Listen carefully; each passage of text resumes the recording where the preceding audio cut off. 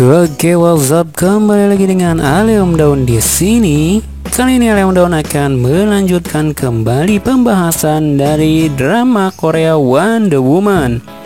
Kali ini drama Korea ini memasuki episode yang terakhir nih guys. Episode yang ke-16. Episode yang ke-16 dimulai dari upacara pelantikan Han Sung Hye sebagai ketua Hanju Group yang baru. Nohak melaporkan semua yang telah terjadi pada saat itu kepada Sung Hye. Kedua paman Yeonju pun dibawa ke kantor polisi, namun tidak dengan Yeonju. Yeonju tidak ditangkap oleh polisi karena belum ada bukti yang membuktikan dia bersalah. Dan hanya pamannya lah yang tertangkap basah dalam kejadian itu. Kemudian Sung Hye pun memerintahkan Nohak untuk menangkap Yeonju dan dia akan membunuh Yeonju karena dia menilai Yeonju akan menjadi ancaman yang berbahaya baginya jika dia tetap hidup.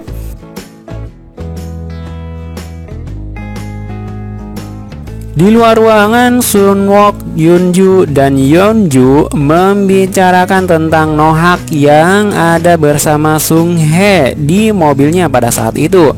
Karena itu bukanlah dari bagian rencana mereka nih guys. Setelah sampai di rumah, Yeonju menelpon Nohak untuk meminta keterangan darinya. Nohak melakukan semua itu karena dia tidak ada pilihan lain. Sung Hye mengancamnya dengan kejadian 14 tahun yang lalu, di mana Nohak pun sebenarnya tahu tentang kejanggalan yang ada pada buku besar itu. Setelah Nohak menceritakan semuanya pada Yeonju, sesuatu terlihat aneh pada Yeonju. Dan ternyata di dalam minuman yang ia minum, Nohak telah memasukkan obat bius ke dalamnya. Setelah itu Nohak membawanya pada Sung Hye karena Sung Hye ingin membunuh Yeonju dengan tangannya sendiri. Di sana Yeonju malah seolah sedang menginterogasi Sung Hye dan membuat Sung Hye mengakui bahwa dialah yang menyebabkan semua kejadian pembunuhan di grup Hanju. Dia menyuruh para bawahannya untuk membunuh dan menjatuhkan semua orang yang menghalanginya. Tetapi ada kejutan di sini. Sung Hye tidak menyadari bahwa pengakuannya itu direkam dan disiarkan secara langsung di sosial media. Ternyata ini adalah bagian dari rencana Choi Yeonju CS nih. Sunwook memanggil semua influencer untuk menyiarkan semuanya di sosial media mereka.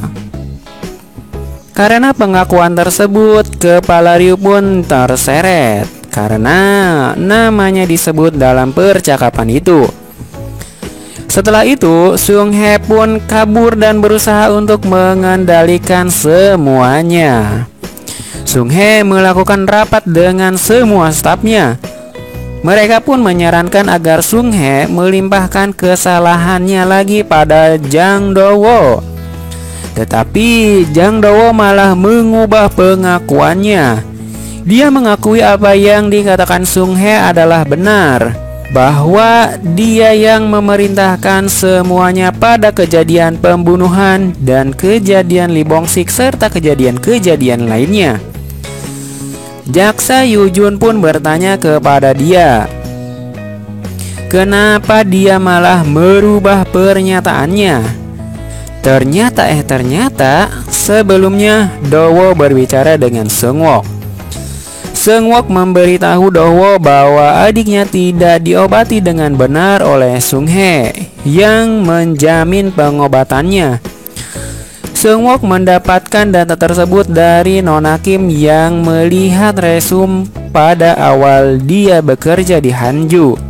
Alih-alih diobati, adiknya dijadikan sandera hidup oleh Sung Hye agar Do-woo mengikuti semua perkataan dari Sung Hye. Sung Hye bisa saja melakukan transplantasi ginjal untuk adiknya, tetapi Sung Hye malah tidak melakukannya dan melarang hal itu, yang membuat keadaan adiknya menjadi semakin buruk. Seungwook pun menawarkan padanya bahwa Seungwook akan merawat adiknya dengan benar dan akan mengembalikan kesehatan adiknya. Jadi itulah yang membuat Do-woo mengakui semuanya, guys.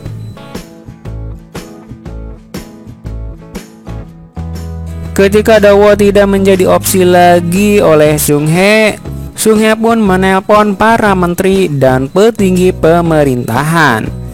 Tetapi mereka menolak semua pernyataan Sung Hye karena mereka pun takut terseret juga nih, guys. Pilihan selanjutnya dia menelpon Kepala Ryu. Namun Kepala Ryu juga malah meminta bantuan kepada dirinya, yang akhirnya itu pun bukan sebagai opsi bagi dirinya untuk keluar dari masalah ini. Opsi selanjutnya adalah dengan tidak memberitakan kasus itu di televisi. Sung Hye menelpon televisi itu agar tidak memberitakannya. Jika mereka memberitakannya, maka semua sponsor dari Hanju Group akan ditarik dari sana, guys. Tetapi hal ini sudah diantisipasi oleh Yeonju. Sebelumnya Yeonju telah berbicara dengan reporter yang biasa menyiarkan berita ini, guys.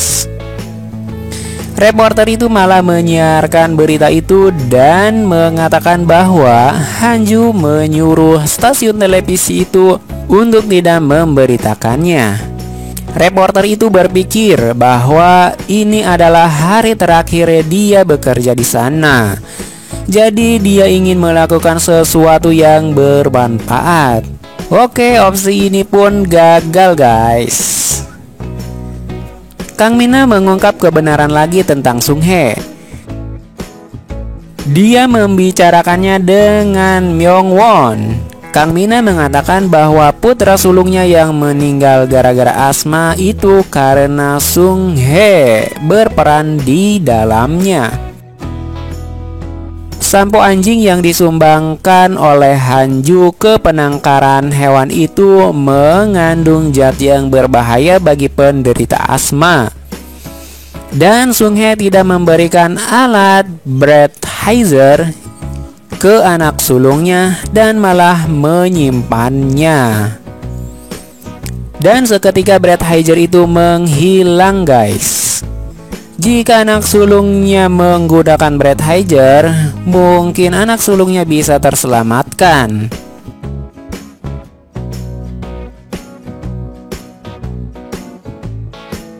Rapat pemegang saham Hanju pun dilaksanakan untuk memutuskan beberapa keputusan dan untuk memecat atau menurunkan keluarga Han Yong-sik dari grup Hanju. Dan ternyata ada kejutan lagi. Nona Kim juga punya pengaruh besar di grup Hanju, yang akhirnya putusan itu bisa segera dilakukan. Dan akhirnya rapat itu memutuskan bahwa ketua Han Yong-sik semuanya dipecat dari grup Hanju.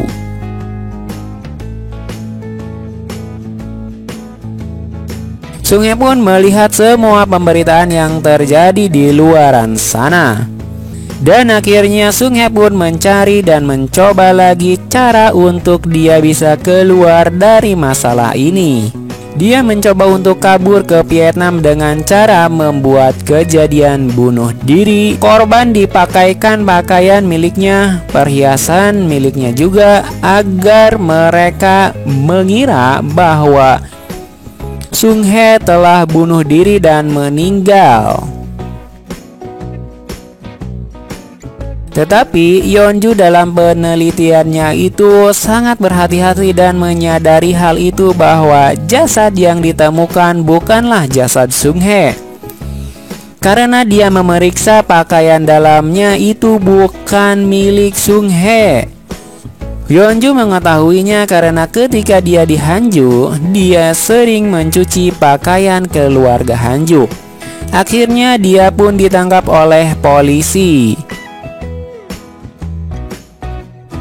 Oke, jadi semuanya kali ini sudah tertangkap pelakunya pada kejadian 14 tahun yang lalu ya guys. Mulai dari ketua Hanju, kepala Ryu, sampai dengan Sung Hye.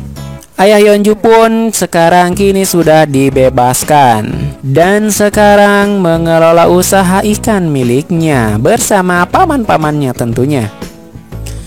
Seungwook sekarang menjadi ketua Hanju Group dan Yumin Group sekarang dipegang oleh Kang Mina yang asli. Setelah semuanya selesai dan dirasa aman, Seungwook beserta Hyunju pun pergi ke Amerika untuk membangun keluarga di sana. Oke, selesai sudah drama Wonder Woman kita bahas dari episode 1 sampai dengan episode yang ke-16. Jadi bagaimana nih menurut kalian drama ini? Tulis di kolom komentar ya. Dan sampai jumpa di drama Jirisan.